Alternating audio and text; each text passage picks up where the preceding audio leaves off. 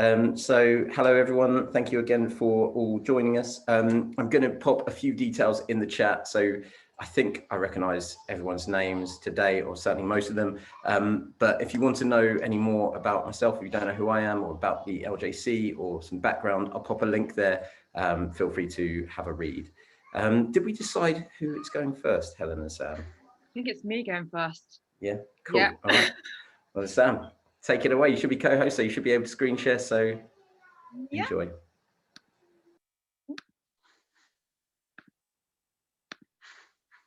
Hi everybody, can you see my screen okay? Yes. So hi everybody, welcome to my talk today on how to create a 30-day speaking challenge, the tools and techniques to help you set up your own. So what I'll go through today in my presentation is an introduction to myself, the journey for my own personal 30-day challenge, the benefits of what I found doing so, and then also some steps you can use to create your own speaking challenge.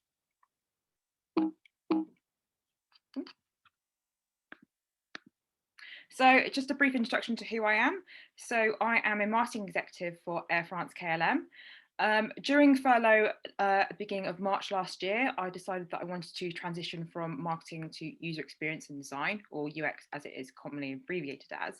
And for one of those skill sets, when I was reviewing what is needed for that sort of job role, I realised I lacked in public speaking skills. And for me, it's something where I haven't really had the chance to develop that much. And it's one of those skills I really need to learn to go into it, because if I need to present ideas to a client or need to go into like user researchers, I need to find out how to present effectively and also be confident presenting. So within, I think it was summer last year, I joined the London Java Community's Aspiring Women Speakers Group in order to help improve these skills into like the public and actually improve my public speaking skills actually in front of an audience to get more confidence in public speaking. However, I also found out I needed to find a way to improve my self-confidence and authenticity and practice regularly in order to improve in other areas of my speech, such as volume and also looking at the speed and tone that I talk. So the question that still played my mind was, how am I going to improve these skills on a regular basis within a safe yet continual environment? I also wanted to know how I can improve my self-confidence and fear of actually speaking in front of the camera. So when thinking about that question, I was kind of thinking, okay, then what kind of people actually train and practice on a regular basis? So I look for inspiration from people like actors, musicians, and professional athletes who use regular training and challenges to actually continue to improve themselves within a skill set they're trying to learn. So as you can probably see from the picture, I do love a challenge. This is kind of not related to my speaking practice per se, but I kind of like challenging myself to improve continuously. So in June 2019, I did the Mighty Hike on the Jurassic Coast, and I also did the Bournemouth Bay run.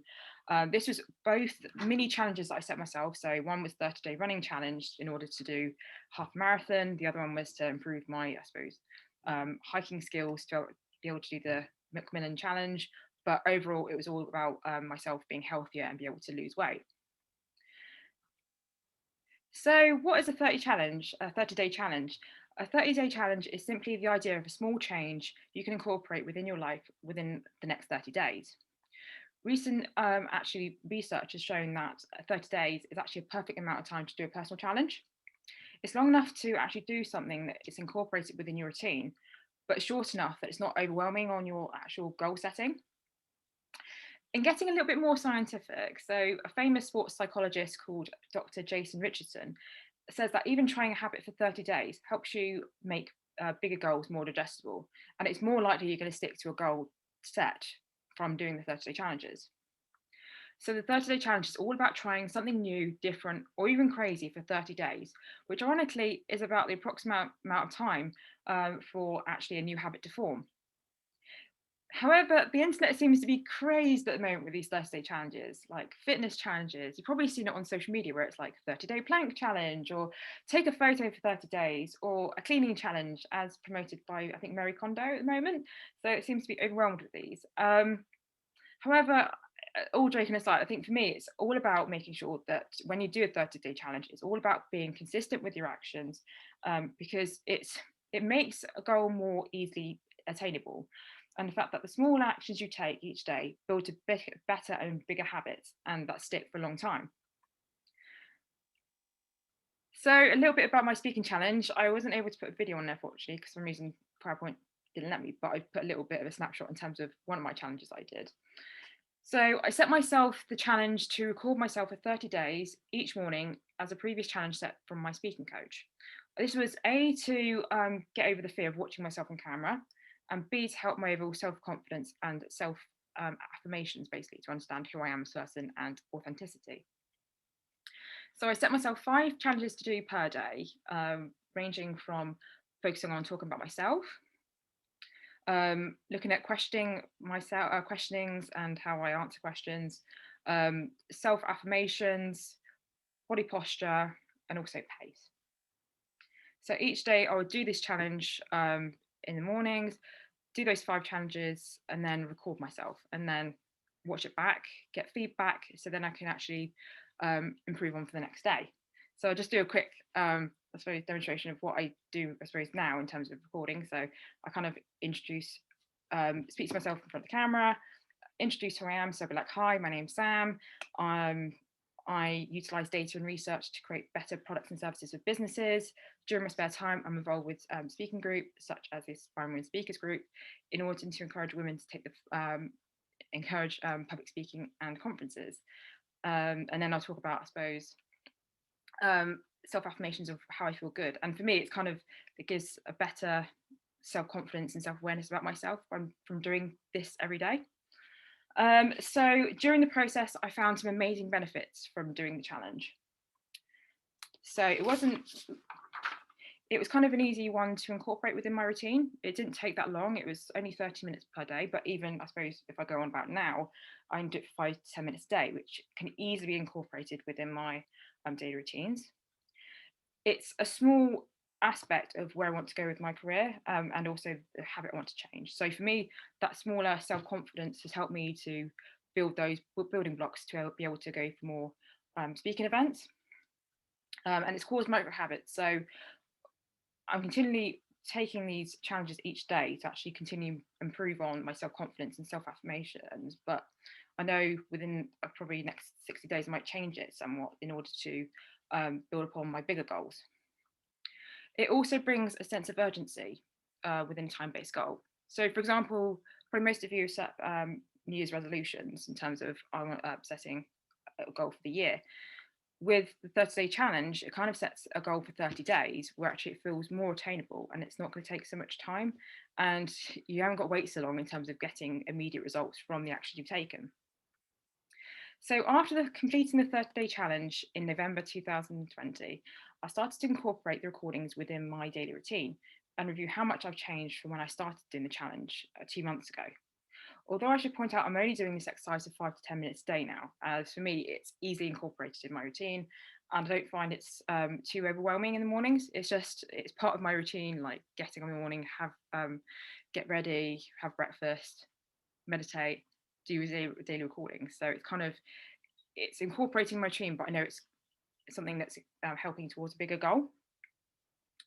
So when I reported back my findings and my challenge that I did to the LJC in December last year, I had quite a lot of people really interested in doing their own 30-day challenge, which has actually inspired the talk, because I kind of thought about how I did with the actual challenge itself and kind of thought more about the learnings and thinking, okay, and this could be something that could actually end up being something bigger, and how I could do it and how I can plan it to actually give over the information to you guys to actually do your own challenge was kind of the thing that inspired the talk to go further. So without further ado, I've kind of taken some inspiration from, I suppose it's my own marketing background in terms of thinking, okay, then how can I create a framework that I can tell you guys to actually create your own speaking challenge.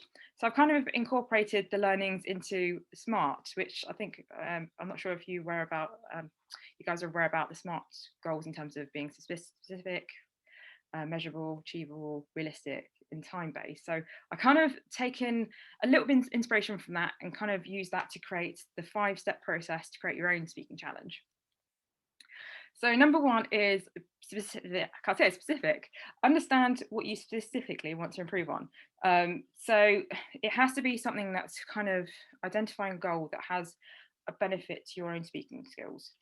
Review what you want to learn specifically. So it might be you want to learn about, okay, I want to decrease my pace, my talk. I want to look at my posture. I want to look at, okay, then how can I ask better questions?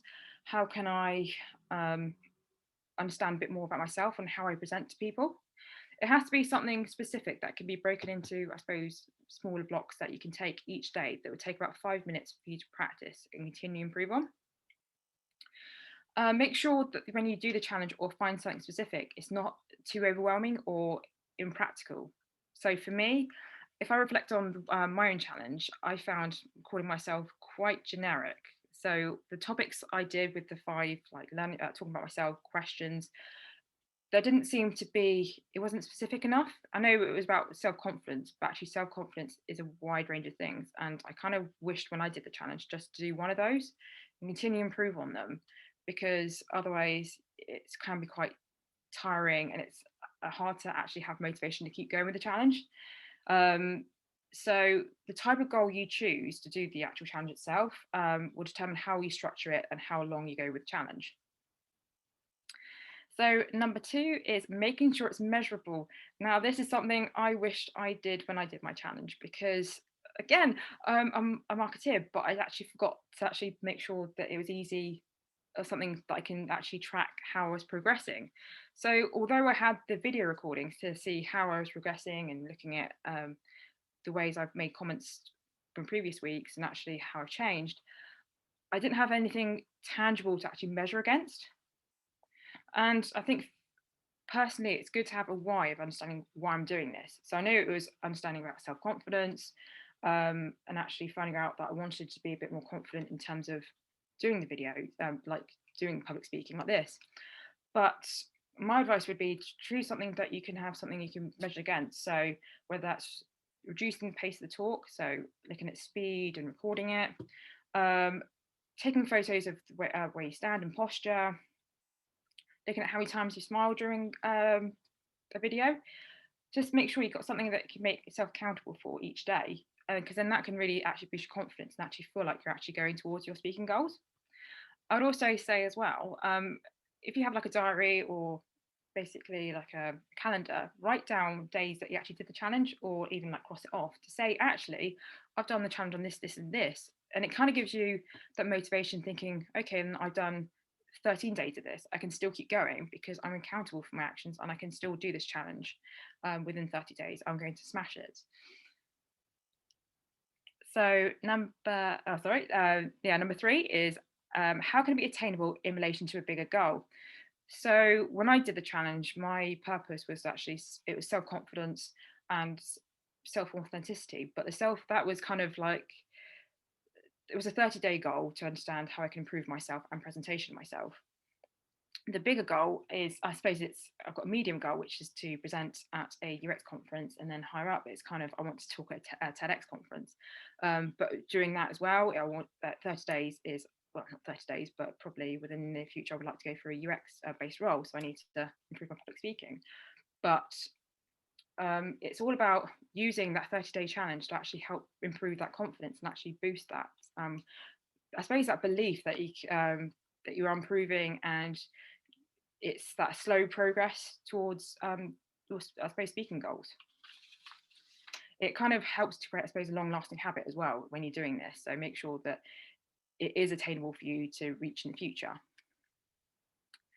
Number 4 is research others who have done a similar challenge. So this is kind of one of my personal favourites.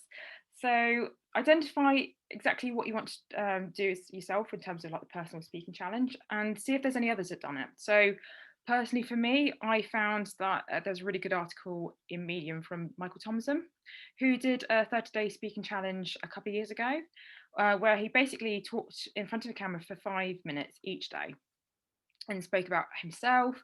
And for him, it was a two-way street. It was a two-part process, I should say. So he was kind of looking at how he perceived himself in front of the camera, but then also he wanted to actually build bigger and better challenges from his speaking challenge. So by doing this, it has led to him doing bigger things from doing that challenge. I was also interested in reading about another challenge from Matt Cutts, who did a TEDx talk about a couple of years ago. So his talk was based on trying something new for 30 days. So although his talk encompassed a range of activities, so for example, his challenge focused around writing a book or boosting his fitness so that he can climb Mount Kilimanjaro within a year.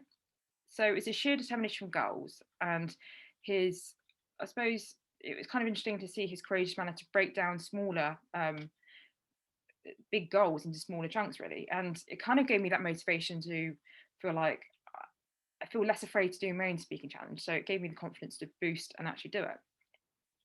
However, I do offer a word of warning, particularly with the research, is there is quite a lot of 30-day challenges, specifically for speaking challenges that kind of promote ridiculous yet unrealistic changes within a time frame.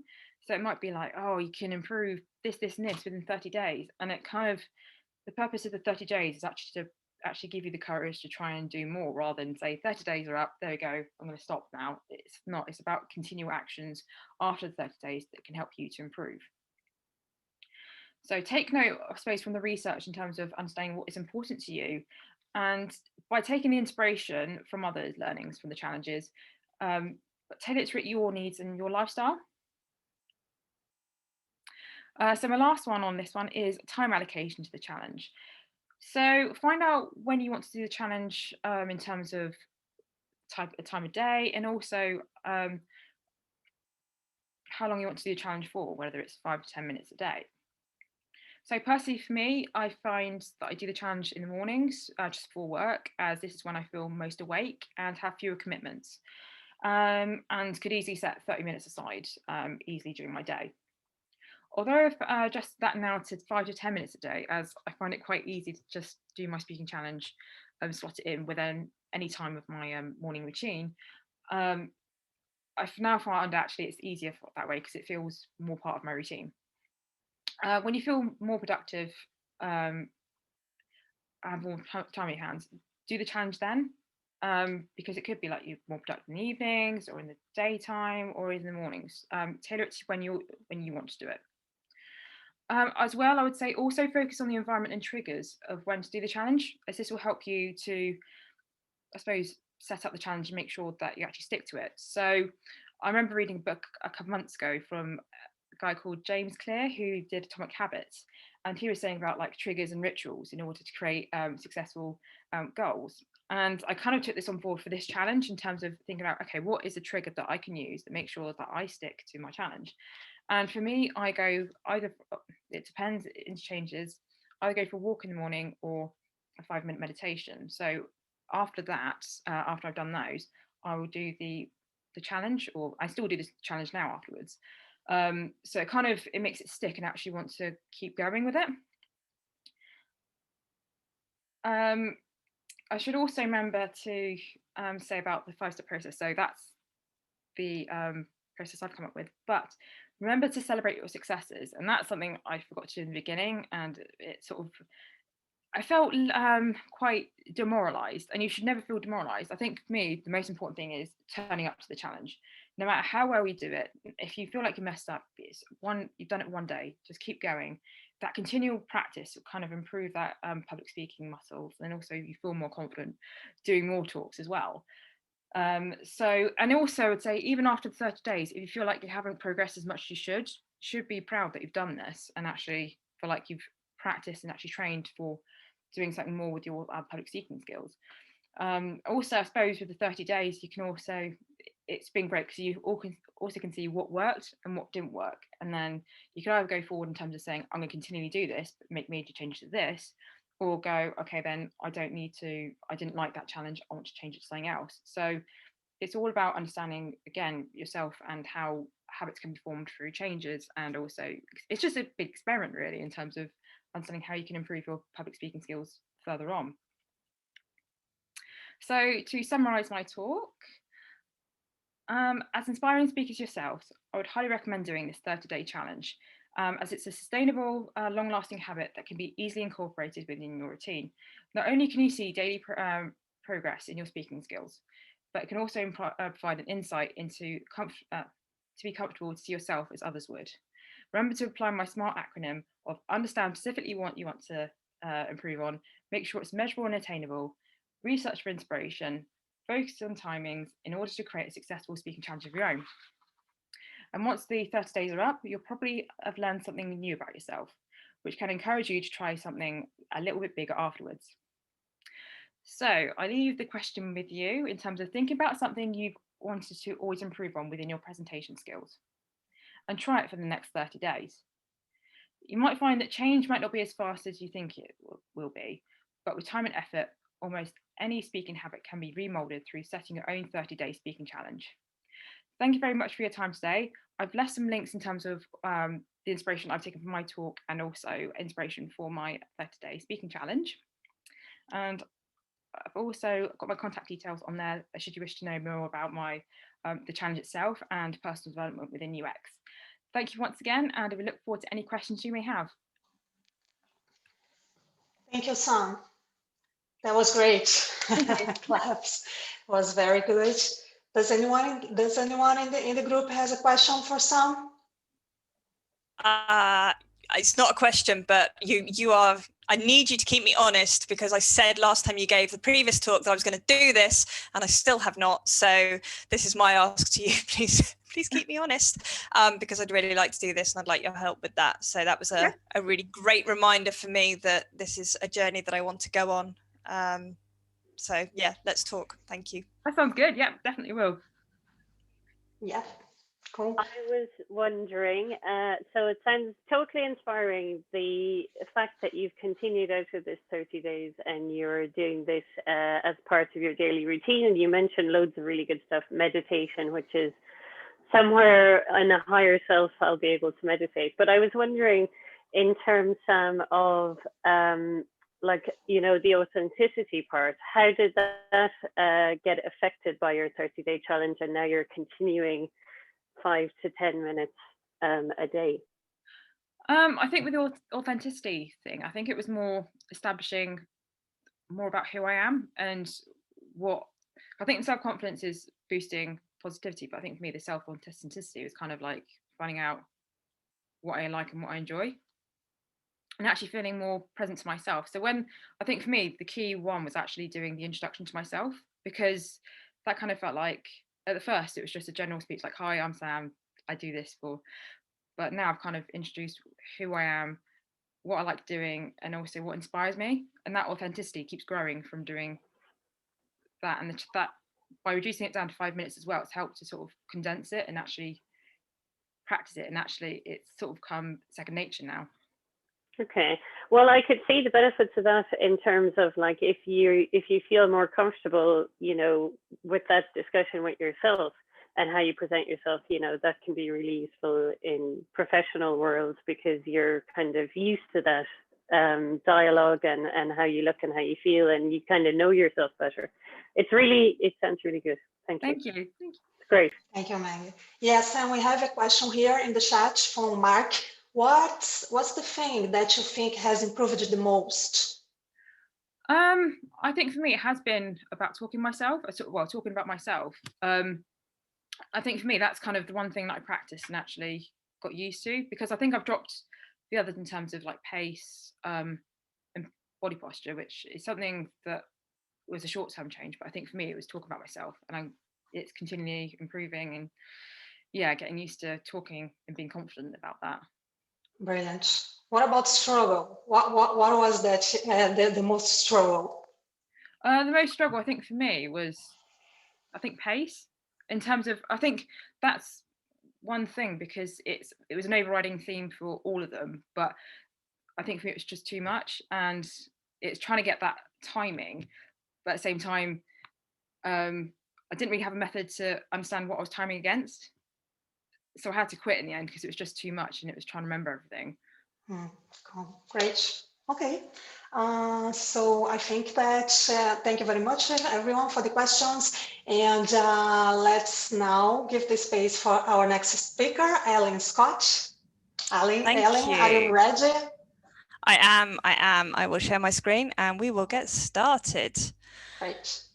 That's quite a tall order to follow that presentation. So thanks for that, Sam. Okay, brilliant. Welcome to my presentation. So my name's Helen Scott. I'm a Java developer advocate at JetBrains, and I'm going to talk to you today about hacks for content creation and sharing. I'm giving this talk today in full because I've recently started creating a lot more content, not just professionally, but personally. And this is just some of the hacks, some of the tips that I've found that have really helped me on that journey. Benefits of creating content. I'm sure the vast majority of you know these, but I'm going to go through them because I really need to hammer this point home. They really help. When you create content, it really helps you to learn. It helps you to cement your knowledge. It also allows you to participate in communities like the London Java community. It helps others that are on the same path as you. If they're earlier in the journey than you, they can say, oh, right, I need to watch out for that when I get there. If they're at the same point in their journey as you can validate their experience. It really helps you to learn and grow. And whether we like it or not, there's arguably a career advantage. You know, you've got two identical candidates going for a job. One has got speaking experience or has created some blogs or created some videos. They're likely to be seen in a more favorable light because it's improved your visibility. It's exposed you to more people.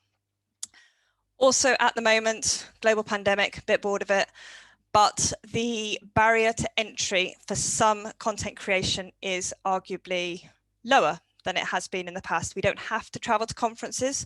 Some of us have a little bit more time to create content, maybe because we're not commuting. I know and appreciate some of us have children at home as well, so that's a bit of a double-edged sword, but there are a ton of benefits to creating content. So if we're going to create content, the next thing we need to do is share it. And this is where I became a little bit unstuck myself when I started this journey, because somebody said, if you're going to create content and share content, you have to get good at self-promotion. And I think my exact words were this. I wasn't comfortable. I was immediately out of the gate. I was like, no, I'm not interested. And words that came into my head were words like narcissistic, self-serving, various other ones that aren't safe for camera. So I wasn't comfortable. So I did what we all do when we're not comfortable, and I Googled it. And this is what Google said. Self-promotion is the action of promoting or publicizing oneself or one's activities, especially in a forceful way. Wow. So I felt quite vindicated at that point, and also I was totally right. So if I had to get good at self-promotion, that was not going to work for me, because that is not what I wanted to be. So I went on this journey of changing self-promotion.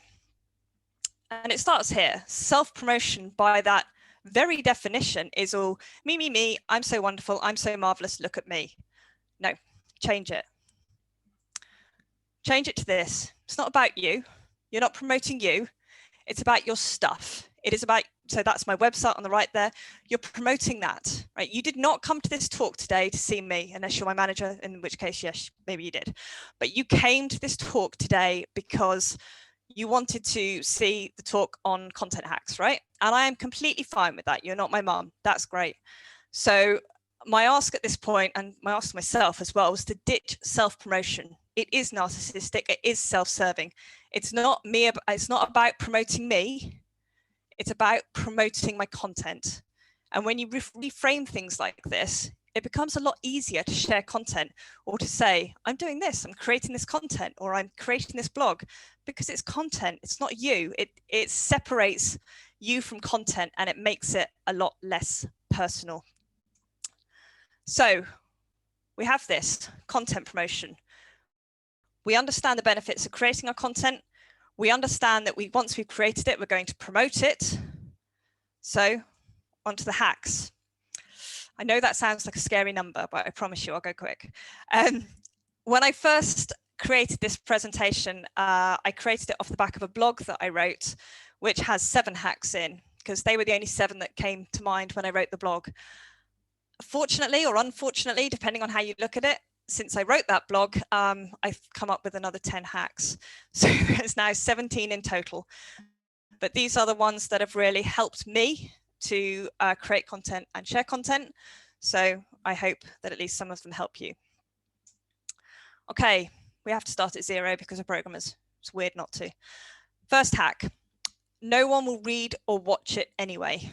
So I have shared this hack before in a previous lightning talk, but it's so important I want to share it again. When I created my very first blog, I'd spent a lot of time on it.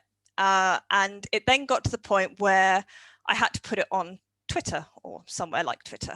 And I completely freaked out and stuck my heels into the ground and said, I'm not doing it. I'm done. I'm out. And a good friend turned around and said, but it doesn't matter, Helen. No one's going to read it anyway. And I was like, that's quite rude because I spent a lot of time on this. But actually, they were right because, 10 Twitter followers, you're just starting out. No one's going to read it anyway. And if it's video, no one's going to watch it anyway. Don't sweat it. And you know what? Annoyingly, they were right. I did post the blog and no one's read it.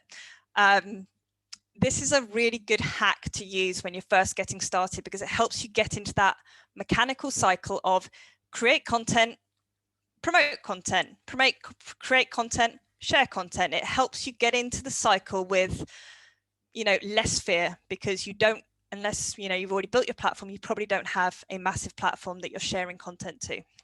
So no one will read or watch it anyway.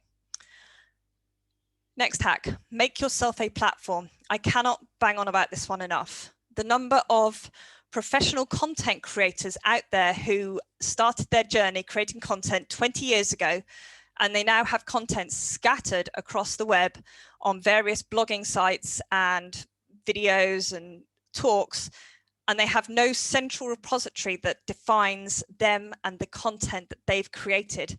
And they're now trying to collect all that content and bring it back in so they can create a professional brand. It's really hard. So do this from the get-go. If you're just starting on your content journey, make yourself a platform now. If you've got the funds and you can got the time to set up a website, buy yourself a URL, get some hosting.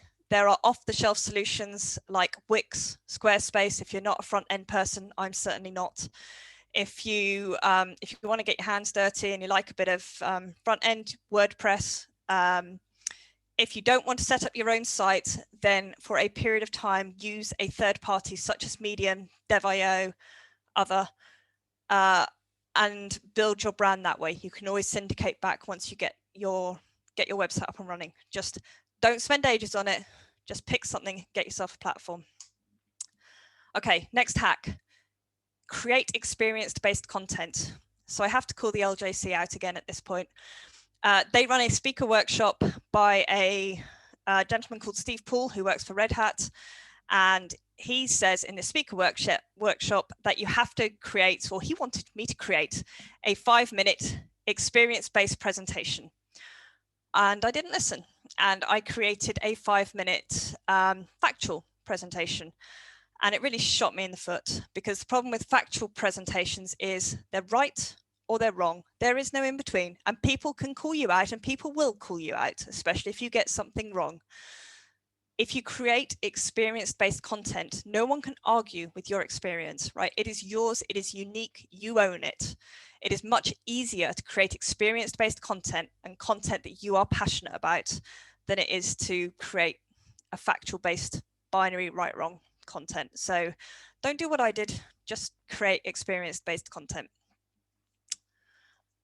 Okay, start small. It is much more valuable to put out regular, I'll use blog as an example because it's the one I'm most familiar with.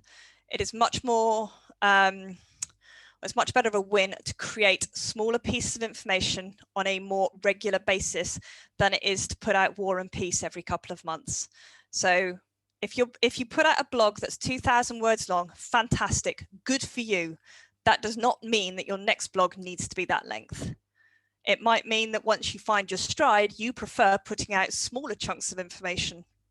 There are some incredibly talented people on Twitter that can explain algorithms in the number of characters that Twitter allows you. I have no idea how they do it, but find the medium that works for you. Find the size of content that works for you, and don't feel like you need to be a slave to that and always stick to it. Start small, build up from there. Get yourself a community mentor. This talk is just my journey of the LJC. Right.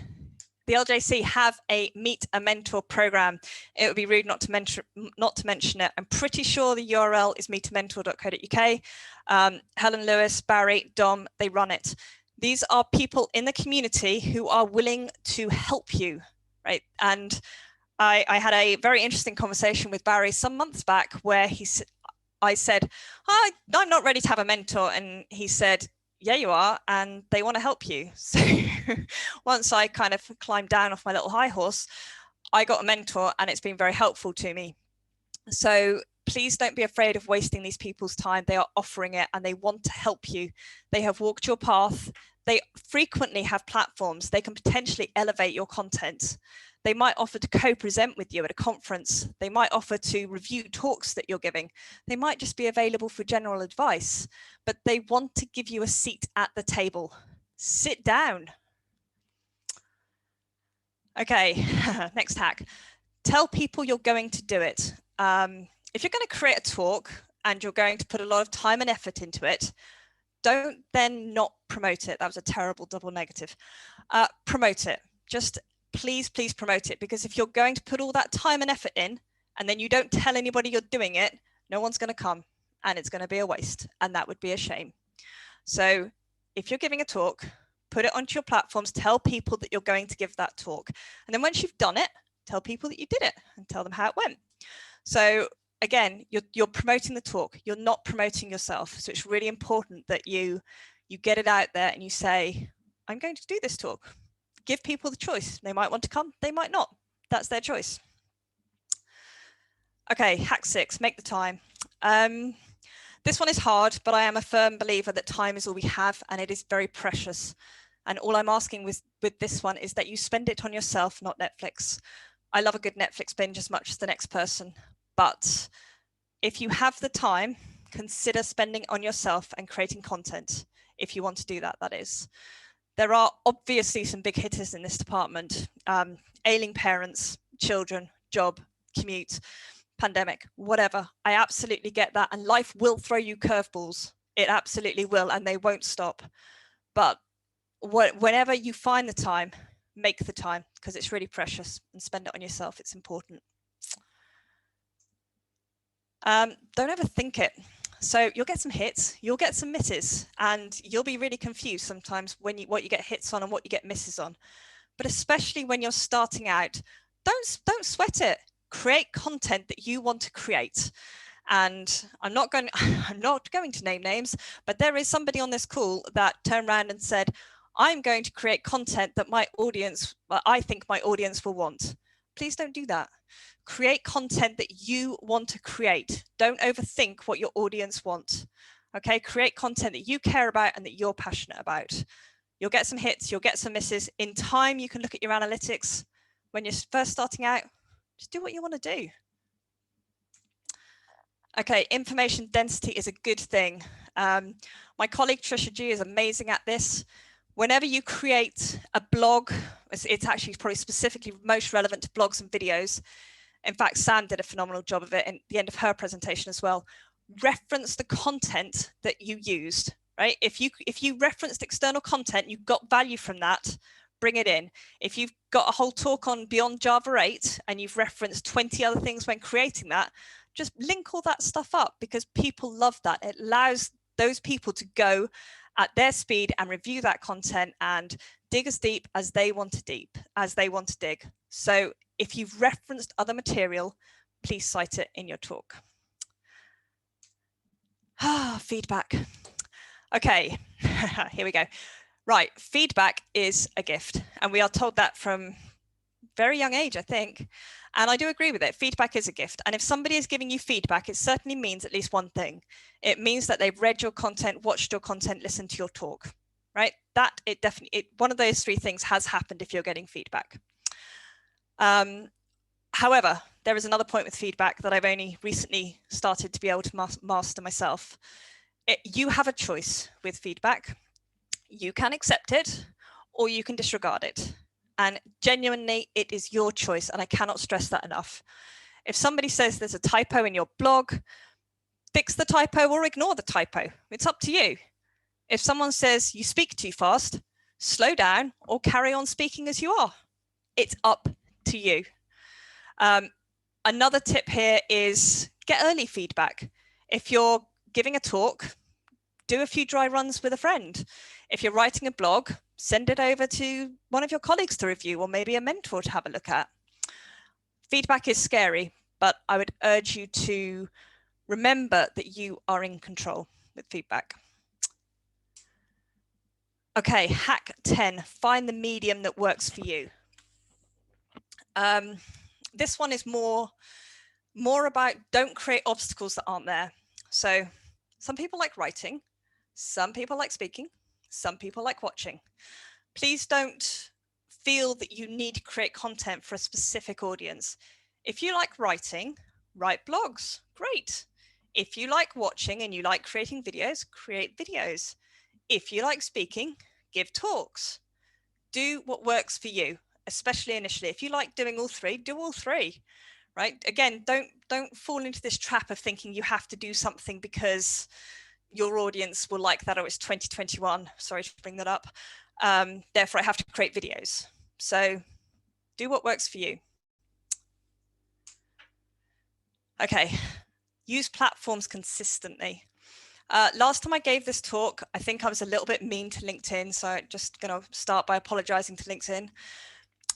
Whatever medium you pick, just use it consistently. So I tend to prefer Twitter because I like engaging with the tech community there.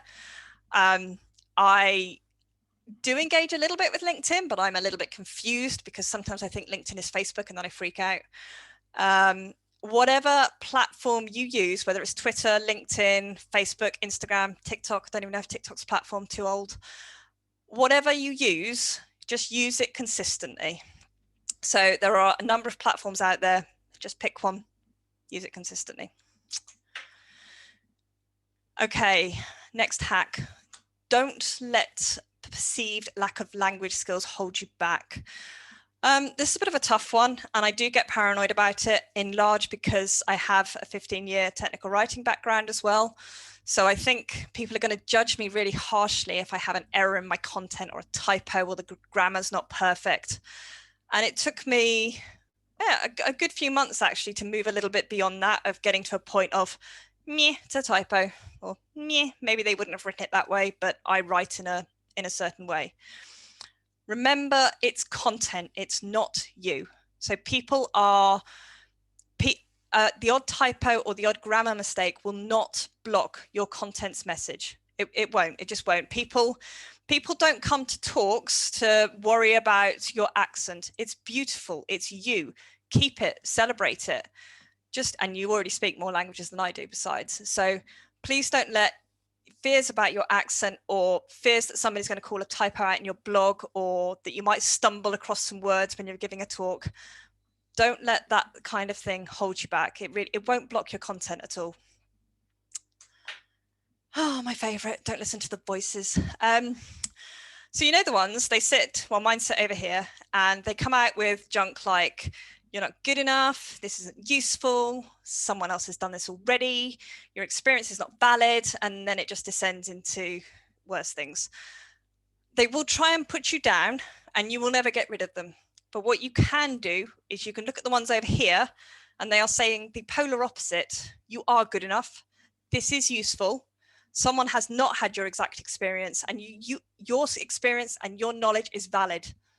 And then you can get these ones to climb back into their little box and shut their lid, and preferably get these ones to sit on the lid.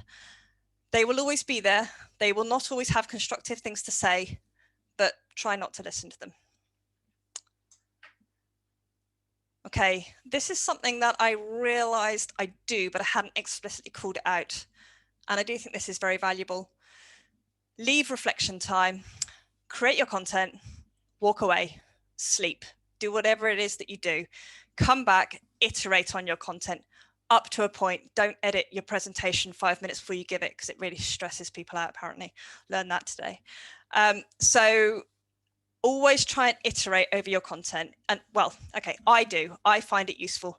You may be the kind of person that creates your content and goes, brilliant, publish it.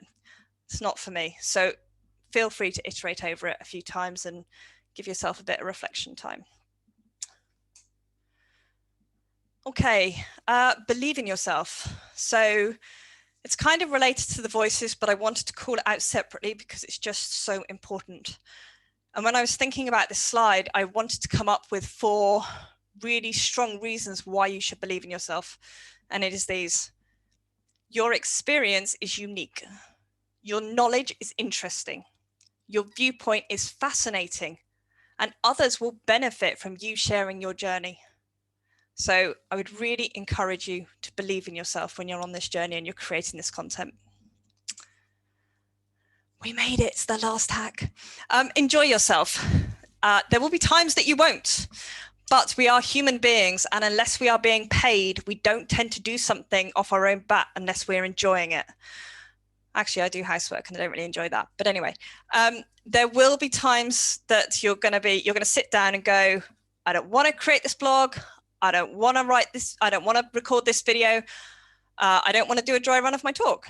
But it's all linked to kind of finding the time, finding your schedule, finding what works for you. But ultimately, you need to enjoy yourself, because if you don't enjoy yourself, you're not going to do it.